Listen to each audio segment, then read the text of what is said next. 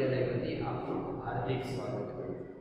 તો વિદ્યાર્થી મિત્રો, આપણે સૂચકાંકના ટૂંકા દાખલાનો અભ્યાસ કર્યો હતો। એ જ ટૂંકા દાખલાને આપણે હવે આગળ વધારીશું। એટલા 4 દાખલા જોયા હતા, તે પછી હવેના બીજા 4 દાખલા જોઈશું આપણે। તો વિદ્યાર્થી મિત્રો, ઉદાહરણ 24 ની અંદર આપણે દાખલા નંબર 5 પહોંચ્યા છીએ। એમાં ધ્યાન રાખીએ, રકમમાં ધ્યાન રાખીએ। જો 2014ના વર્ષ માટે મધ્યમ વર્ગના કુટુંબોની ખર્ચપાત્ર સરેરાશ માસિક આવક રૂપિયા 14400 હોય, એટલે કે તમને રકમમાં એમ કીધું છે 2014ની સરેરાશ માસિક આવક બરાબર 14400 રૂપિયા, અને તે વર્ગનો 2014 ના આધારે 2015 નો સૂચકાંક પણ આપ્યો છે વિદ્યાર્થી મિત્રો। 2015 નો જીવન નિર્વાહ ખર્ચનો સૂચકાંક બરાબર 115 આપેલો છે। તો 2015 ના વર્ષ માટેની કુટુંબોની ખર્ચપાત્ર સરેરાશ માસિક આવક મેળવવાની તમને કીધી છે। 2015 ની સરેરાશ માસિક આવક મેળવવાની તમને કીધી છે। તો આધાર વર્ષ 2014 આપ્યું છે વિદ્યાર્થી મિત્રો। આપણને ખબર છે કે આધાર વર્ષનો સૂચકાંક પૈસા કેટલો લેવાય તો 100। તો જોઈએ આપણે ત્રિરાશી મૂકવી પડશે, તો કે પેલા વર્ષ સૂચકાંક અને આવક। તો વર્ષ જે આપેલા છે 2014 અને 2015। 2014 નો સૂચકાંક 100, 2015 નો 115, 2014 ની આવક આપેલી છે 14400, તો 2015 ની મેળવવાની તો કોષના આગળ 100 આપણે વિદ્યાર્થી મિત્રો 115 ગુણ્યા 14400 એટલે કે જવાબ મળશે તમને 16560 રૂપિયા મળશે। એક કુટુંબની સરેરાશ માસિક આવક રૂપિયા 2015 માં 2015 માં સરેરાશ માસિક આવક રૂપિયા 16560 રૂપિયા હોવી જોઈએ। ત્યાર પછી છઠ્ઠો દાખલો જોઈએ વિદ્યાર્થી મિત્રો। તો કે જો ચાલુ વર્ષનો જીવન નિર્વાહ ખર્ચનો સૂચકાંક આધાર વર્ષના સૂચકાંકથી 100 થી વધીને 180 થાય, અને 2 વર્ષનો સૂચકાંક એ આપ્યા છે આધાર વર્ષનો સૂચકાંક બરાબર અને ચાલુ વર્ષનો સૂચકાંક બરાબર।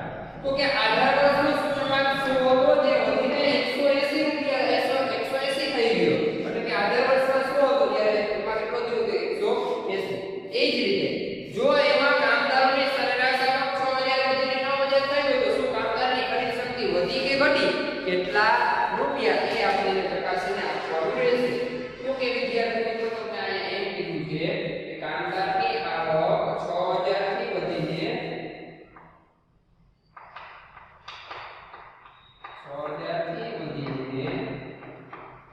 9000 થઈ।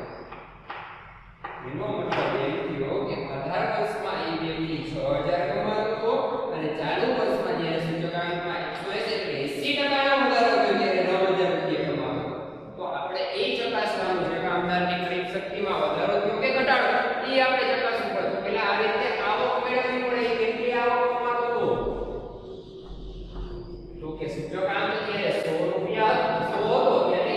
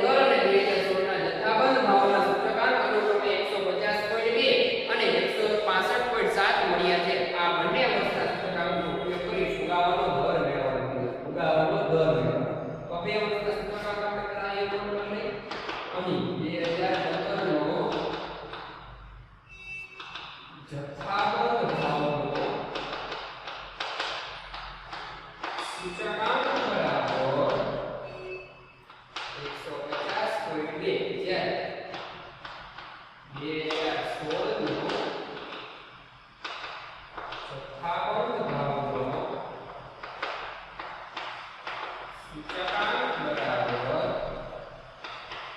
165.7 એવું કહી શકાય. આગળ જોઈએ ફુગાવાનો દર મેળવવો હોય તો ફુગાવાના દરનું સૂત્ર આપણી પાસે છે. તો કે ફુગાવાનો દર બરાબર ચાલુ વસ્તુનો જથ્થાબંધ ભાવનો સૂચકાંક માઈનસ અગાઉના વર્ષનો જથ્થાબંધ ભાવનો સૂચકાંક છેદમાં અગાઉના વર્ષનો જથ્થાબંધ ભાવનો સૂચકાંક ગુણ્યા 100. યાદ રાખજો વિદ્યાર્થી મિત્રો, ફુગાવાનો દર તો જવાબ જે આવે એની પાછળ ટકાવારીની નિશાની મૂકવામાં આવે છે. તો જોઈએ 2016 કારણે ચાલુ વર્ષ કહેવાય કારણ કે મોટું છે અને 2015 આધાર વર્ષ કહેવાય જે નાનું છે. તો ચાલુ વર્ષનો જથ્થાબંધ ભાવનો સૂચકાંક આપવામાં છે 165.7 માઈનસ અગાઉના વર્ષનો સૂચકાંક 150.2. તો 150.2 છેદમાં અગાઉના વર્ષનો 150.2 ગુણ્યા 100. સૌપ્રથમ આ બેની બાદબાકી થશે અને એનો જવાબ આવશે 15.5.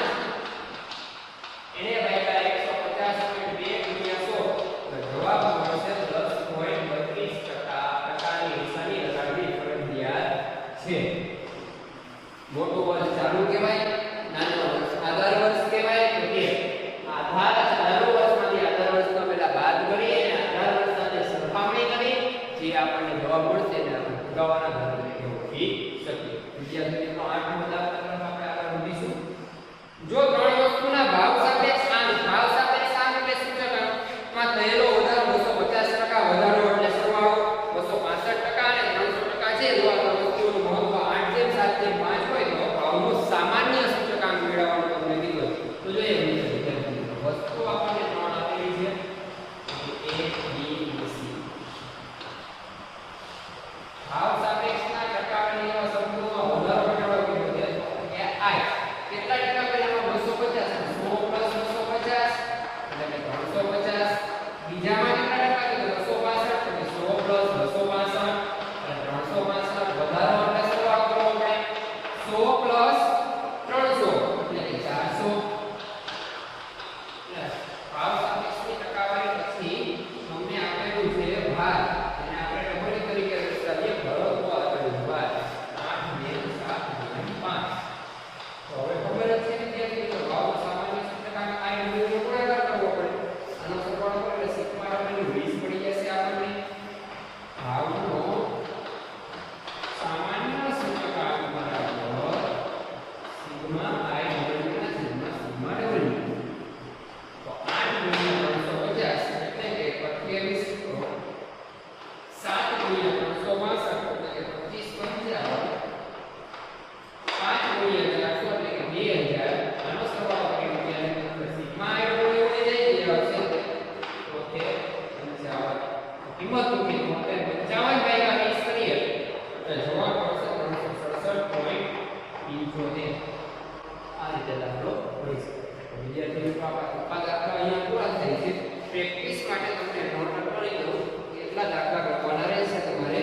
તો કે વિભાગ C માંથી 9 થી માંડીને 14 તકના દાખલા અને વિભાગ D નો દાખલા નંબર 13 અને 14 ગણવાનો છે પ્રેક્ટિસ માટે. આ જ રીતે ટૂંકા દાખલાઓ કરી શકાય. વિદ્યાર્થી મિત્રો, આપણે સૂચકાંકની હવે થોડી થિયરી જ્યારે રૂબરૂ મળશું ત્યારે એનો વિસ્તૃત અભ્યાસ કરીશું. હવે પછીના નેક્સ્ટ લેક્ચરમાં જ્યારે મળીએ ત્યારે આપણે બીજા ભાગનું પ્રકરણ નંબર 4 લક્ષની શરૂઆત કરીશું. પરંતુ તે પહેલા આપણે થોડાક બેઝિક બહુપદીઓના અવયવો જોઈશું. દ્વિઘાતી બહુપદીઓના અવયવ જેમાં કેટલાક પ્રકારો રહેલા છે એ અવયવનો પહેલા સૌપ્રથમ અભ્યાસ કરીશું. ત્યારબાદ આપણે લક્ષ ચેપ્ટર તરફ આગળ વધીશું. જય જય ગુજરાતી.